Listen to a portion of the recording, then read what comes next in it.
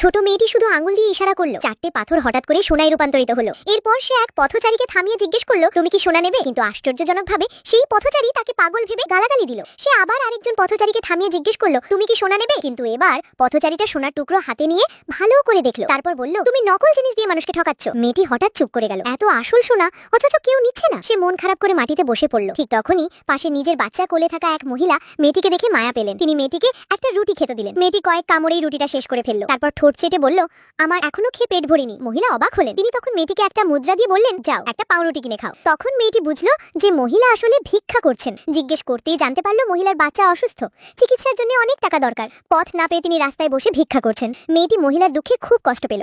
কোনো কথা না বলেই সে ভিক্ষার বাটিতে হালকা ছোঁয়া দিল। পরক্ষণে সেটি সোনার বাটিতে পরিণত হলো। মহিলা বিস্ময়ে চোখ বড় বড় করে তাকিয়ে রইলেন। তিনি ভাবলেন, এটা নিশ্চয়ই কোনো চালাকি। সাধারণ মাটির বাটি কখনো সোনার বাটি হতে পারে না। কিন্তু মেয়েটি কিছুই ব্যাখ্যা করলো না। সে সরাসরি মহিলাকে নিয়ে গেল এক সোনার দোকানে। দোকানের কর্মচারী প্রথমে তাদের ছেঁড়া পোশাক দেখে ভাবলো এটা নকল বাটি। তখন মেয়েটি বলল, আগুনে পুড়িয়ে পরীক্ষা করো। কর্মচারী যখন আগুনে বাটিটা গলালো, সে বিস্ময়ে চোখ বড় বড় করে তাকিয়ে রইল, এমনকি আনন্দে প্রায় কেঁদে ফেললো। এটা সত্যিই আসল সোনা। তখনই দোকানের মালিক সেখানে এলো। সোনার বাটিটি দেখে সে উত্তেজিত হয়ে বলল, এরকম খাঁটি পুরনো সোনা খুবই বিরল। আজকের সোনার চেয়ে অনেক বেশি মূল্যবান। আপনারা যদি রাজি থাকেন আমি 3 লাখ টাকায় কিনতে চাই। মহিলা অবাক হয়ে গেলেন। মা, এখন তোমার চিকিৎসার টাকা হয়ে গেছে। কিন্তু তিনি যখন মেয়েটিকে ধন্যবাদ দিতে চাইছিলেন, তখনই দেখলেন মেয়েটি কোথাও নেই। আসলে মেয়েটি স্বর্গের পাঠানো এক দেবদূত ছিল।